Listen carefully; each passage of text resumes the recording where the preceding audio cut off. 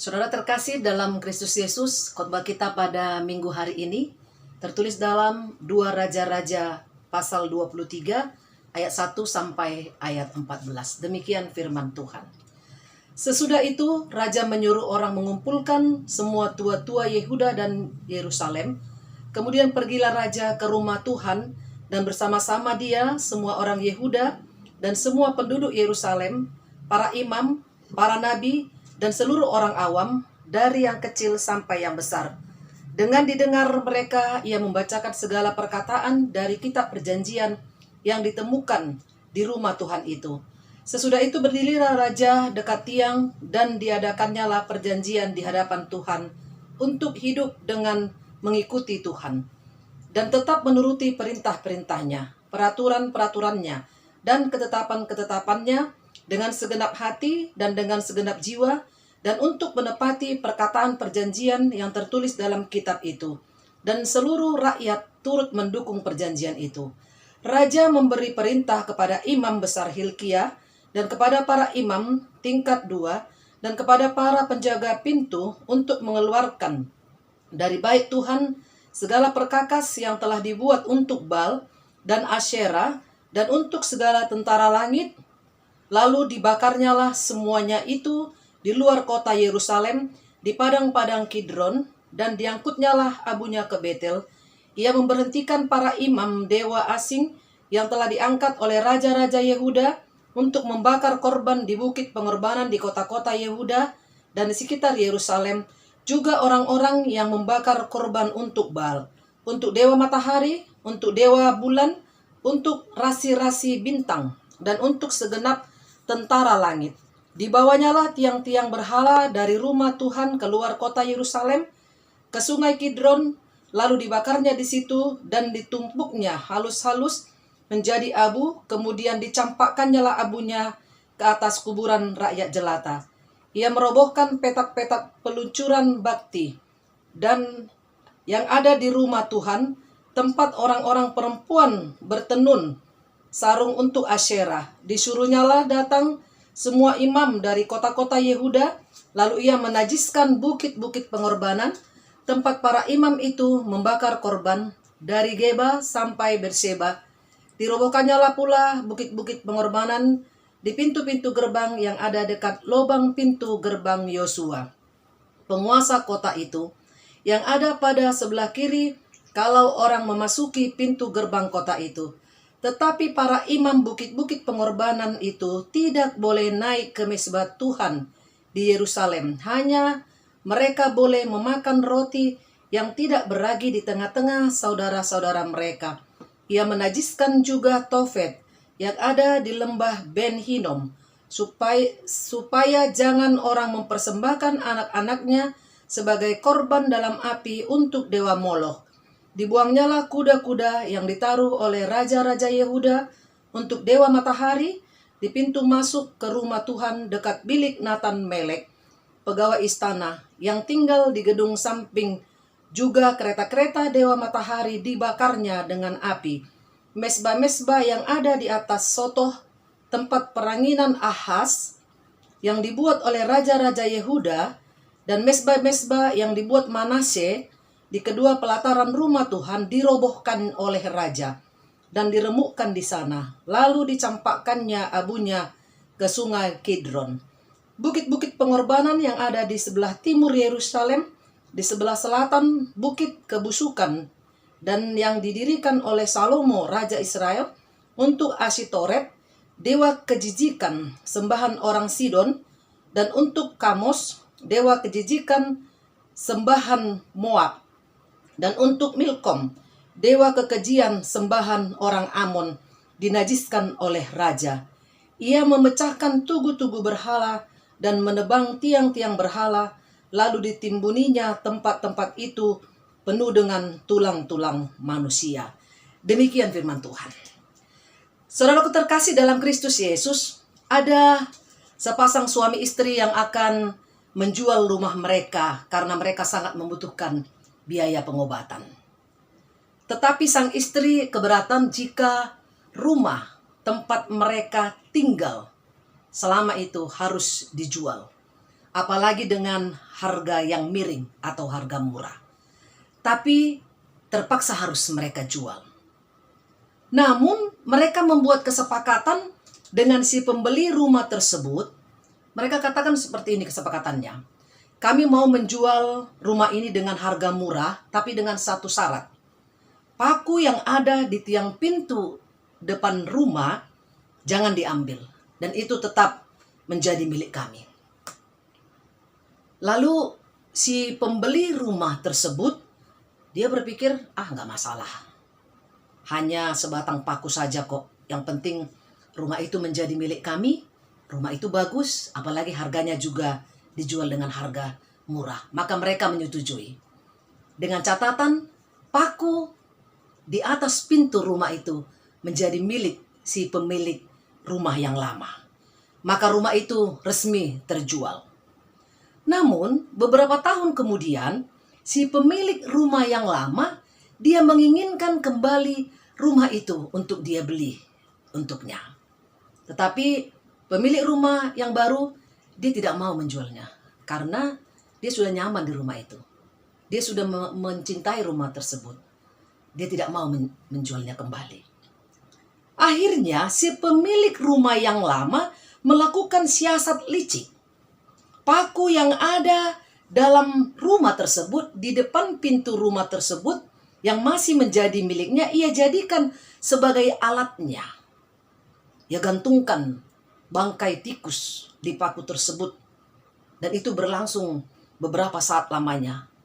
Akhirnya penghuni rumah yang baru tersebut terganggu, dan mereka mengalah dan keluar dari rumah tersebut. Bapak Ibu Saudara terkasih dalam Kristus Yesus, apa yang mau kita lihat dari ilustrasi tersebut? Ini menjadi pelajaran berharga buat kita. Ingatlah, jangan pernah menyisakan atau meninggalkan sekecil apapun di ruang hatimu untuk kejahatan. Karena suatu saat ia bisa menjadi besar dan menghancurkanmu, juga merugikanmu. Bapak Ibu Saudara terkasih dalam Kristus Yesus, dan hal inilah yang Raja Yosia lakukan dalam nats kita hari ini. Yosia mengadakan pembersihan secara total di tengah-tengah Yehuda tanpa kompromi, tanpa menyisakan sedikit pun. Kalau kita lihat apa yang dilakukan oleh Raja Yosia, pembaharuan yang dilakukan di Yehuda, ada beberapa poin. Yang pertama, Raja memberi perintah kepada imam besar Hilkia, kepada imam tingkat 2, dan kepada para penjaga pintu. Dia katakan, keluarkan. Keluarkan semua perkakas yang telah dibuat untuk Baal dan Asyerah. Tidak boleh ada satu pun yang tertinggal, meskipun itu sekecil apapun. Segala yang berbau dengan penyembahan berhala harus dikeluarkan. Dan kemudian Raja mengatakan, bakarlah. Jangan ada yang tersisa.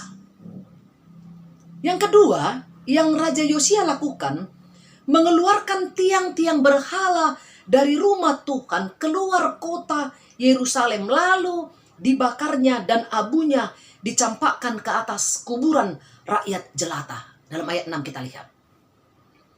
Yosua dengan geram ingin katakan pada tiang-tiang berhala itu yang selama ini disembah, yang selama ini diagungkan dan dianggap sebagai sumber berkat dan pertolongan dan kekuatan bagi penyembahnya, Yosua ingin katakan, kau hanya segenggam abu yang tidak punya kuasa, tidak punya kekuatan, dan kau sama seperti mayat-mayat yang ada dalam kubur ini. Dia membuang abu tiang-tiang patung berhala ke kuburan rakyat jelata itu. Yang ketiga, Yosia menghancurkan tempat kamar-kamar dalam rumah Tuhan. Jadi rumah Tuhan, tempat penyembahan kepada Tuhan, tapi mereka jadikan sebagai tempat penyembahan berhala. Dan ruang-ruangnya, kamar-kamar yang biasa dipakai oleh pelacur-pelacur kuil, yang melakukan pelacuran sebagai penyembahan kepada dewa. Di kamar itu, wanita itu menenun kain untuk dipakai dalam penyembahan kepada Dewi Asyera, dihancurkan juga. Yang keempat, memusnahkan transportasi yang dipakai untuk kejahatan dan dosa penyembahan terhadap berhala, yaitu kuda yang dikhususkan oleh raja-raja Yehuda untuk penyembahan kepada dewa matahari. Jadi bukan hanya patungnya saja, tapi termasuk juga sarana yang dipakai untuk penyembahan itu. Transportasinya dimusnahkan juga oleh Raja Yosia. Dan yang kelima kita lihat, imam yang diangkat oleh raja-raja Yehuda untuk bertugas pada tempat penyembahan berhala mereka juga dibuang, dipecat, tidak dipakai lagi dalam pelayanan di bait Allah. Jadi imam-imam juga dimurnikan. Kalau memang mereka selama itu mereka melakukan penyembahan kepada berhala, mereka tidak dipakai lagi untuk bekerja melayani Tuhan di bait Allah. Saudara terkasih dalam Yesus Kristus, kita lihat yang perlu kita perhatikan sebelum Raja Yosia melakukan pentahiran atau pemulihan terhadap imam, terhadap bait Allah, ada beberapa hal yang Yosia lakukan terlebih dahulu. Jadi sebelum dia tadi merubuhkan tiang-tiang berhala, sebelum dia menghancurkan kamar-kamar tempat pertenunan para pelacur-pelacur di bait Allah itu, sebelum dia memecat semua imam yang telah juga turut dalam penyembahan berhala tersebut, Yosia melakukan beberapa hal dulu. Pertama kita lihat, Yosua terlebih dahulu membacakan di hadapan tua-tua Yehuda dan Yerusalem, para imam dan nabi-nabi dan seluruh orang awam, segala perkataan dari kitab perjanjian yang ditemukan di rumah Tuhan. Ayat 2. Itu yang pertama dia lakukan. Dia membaca kembali kitab Taurat yang telah ditemukan, kitab perjanjian yang ditemukan di rumah Tuhan yang sudah lama tidak kelihatan. Isinya dia bacakan di situ. Perjanjian yang telah mereka lupakan, yang mereka abaikan. Perjanjian yang hanya disimpan rapi namun tidak dilaksanakan, dibacakan kembali oleh Raja Yosia pada saat itu. Itu yang pertama dia lakukan. Yang kedua, Yosia menuntut sebuah komitmen yang tegas dari tua-tua Yehuda dan Yerusalem, para imam dan nabi, juga seluruh orang awam, dari yang kecil sampai yang besar. Mereka minta komitmen bahwa mereka bersedia hidup dengan mengikuti Tuhan dan menuruti perintah-perintahnya, bersedia mematuhi peraturan-peraturannya dan ketetapan-ketetapannya. Jadi ada persetujuan, ada kesepakatan. Apakah mereka mau? Setelah dibacakan tadi kitab perjanjian itu, maka Yosia meminta ketegasan komitmen mereka. Apakah mereka mau ke depannya menuruti perintah-perintah, menuruti peraturan-peraturan dan ketetapan-ketetapan yang telah dinyatakan oleh Tuhan Allah dalam kitab perjanjian itu? Kita lihat dalam ayat 3 dikatakan mereka semua setuju. Mereka setuju. Reformasi yang dilakukan Yosia membawa pertobatan secara massal. Mereka mau berjanji untuk melakukannya. Ketiga, yang dilakukan oleh Raja Yosia, yang terpenting adalah Yosia menjadi barisan paling depan dalam reformasi, dalam perubahan yang ia lakukan secara rohani. Jadi kalau kita ingin melakukan pembaharuan, kalau kita ingin melakukan perubahan, kita dulu yang mau berubah. Kalau kita sebagai tokoh perubahan, maka kita dulu di depan sebagai orang yang lebih dahulu berubah.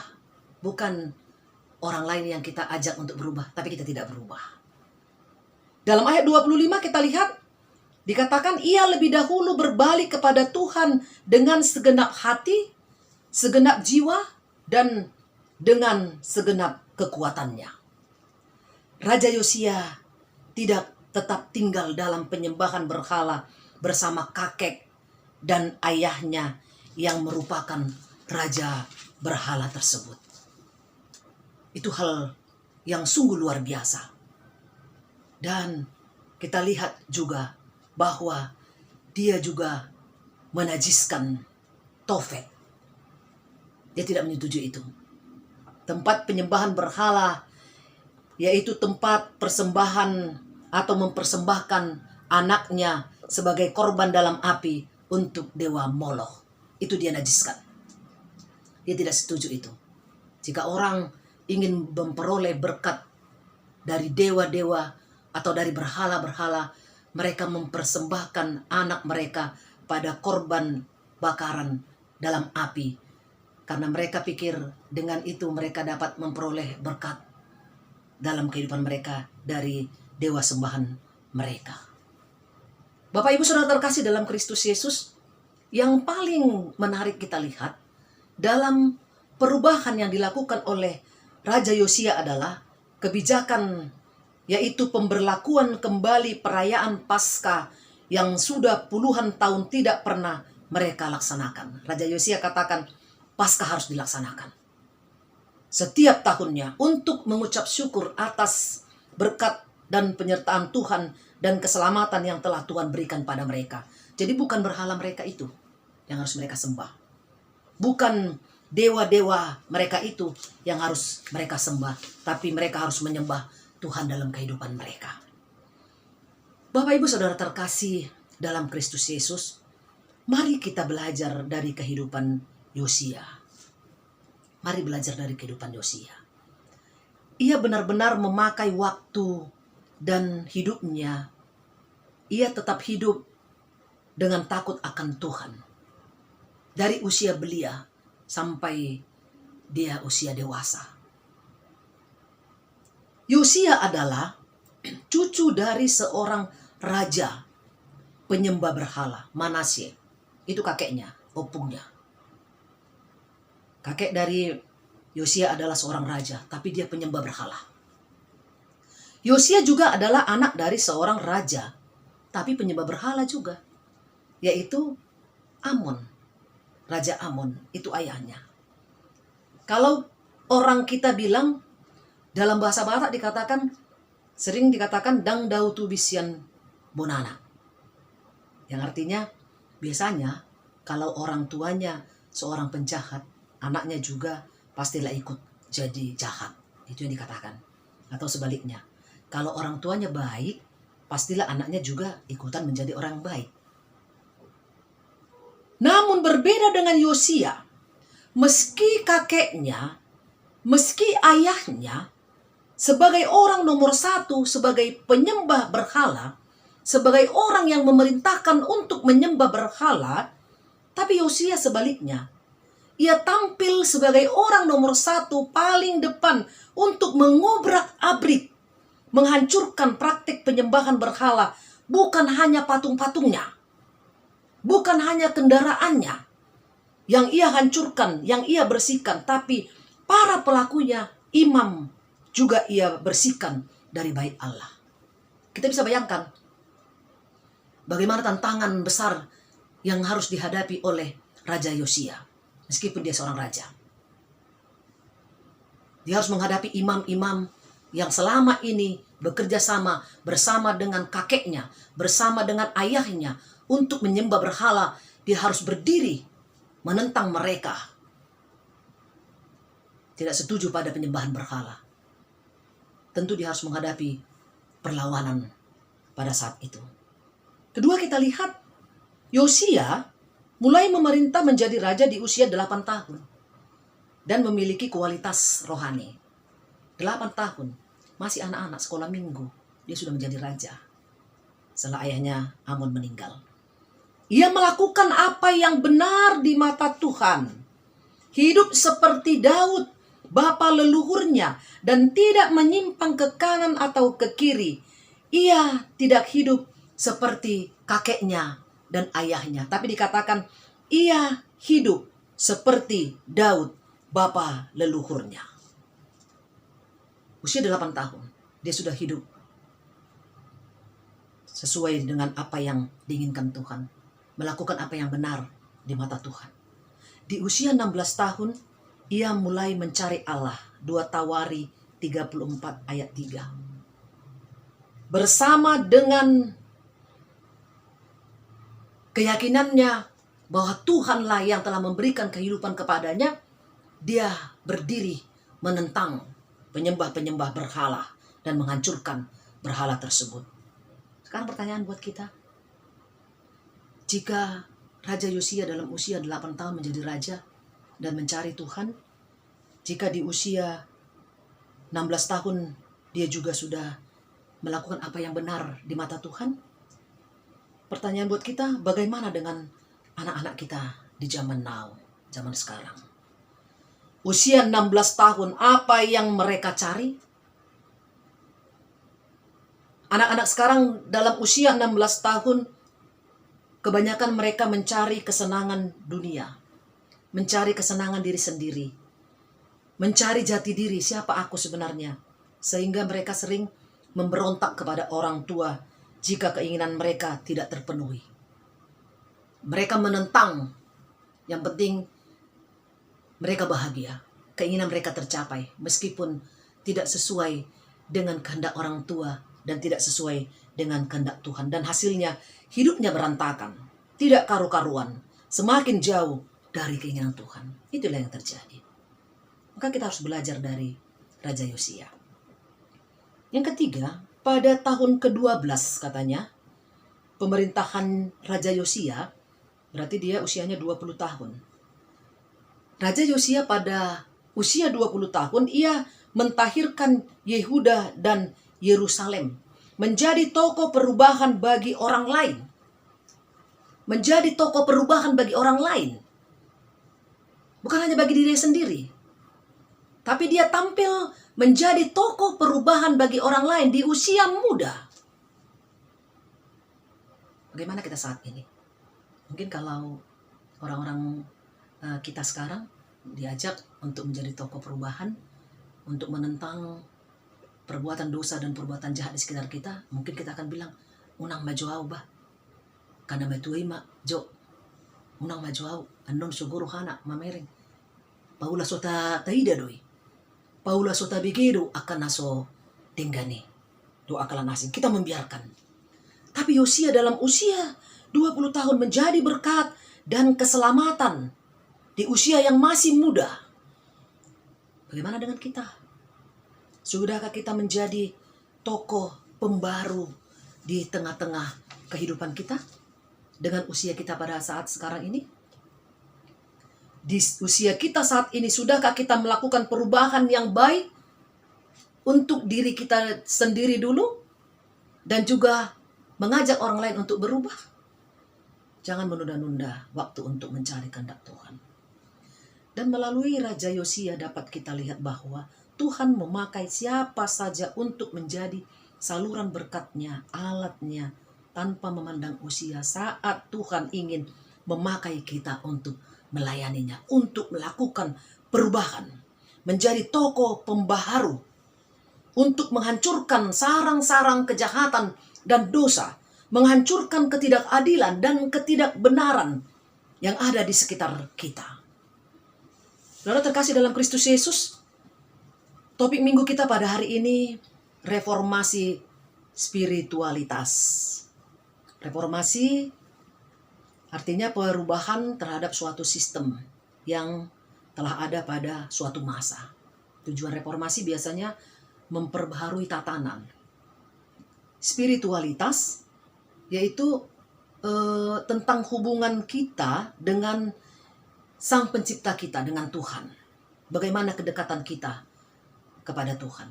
Jadi kalau dikatakan reformasi spiritualitas, berarti bagaimana kita memperbaharui, merubah sistem yang telah ada dalam kehidupan kita yang mungkin tidak sesuai lagi dengan kehendak Tuhan, dan kita harus memperbaharuinya supaya kehidupan persekutuan kita dengan Tuhan semakin dekat, semakin intim, dan kita semakin melakukan kehendak Tuhan. dan melakukan kebenaran. Dalam tindakan mereformasi dibutuhkan ketegasan, keberanian, dan kegigihan semangat dari sang tokoh reformator. Jadi nggak boleh suam-suam kuku, nggak boleh tanggung-tanggung. Seperti yang dilakukan oleh Raja Yosia, dia memberantas habis sampai ke akar-akarnya. Dia tidak menyisakan sedikit pun. Dia tidak mau kompromi dengan sumber kejahatan, dosa yang ada di sekitarnya. Dia hancurkan semua. Karena itu mari menjadi tokoh reformator seperti juga Dr. Martin Luther. Kita merayakannya 31 Oktober kemarin. Dan juga seperti Raja Yosia. Dan mungkin ada beberapa yang lainnya. Melakukan perubahan ke arah hal yang dikehendaki Tuhan. Mari kita menghancurkan segala bentuk perbuatan yang tidak sesuai dengan kehendak Tuhan. Mari kita menghancurkan berhala-berhala modern yang mungkin sekarang marak ada di sekitar kita.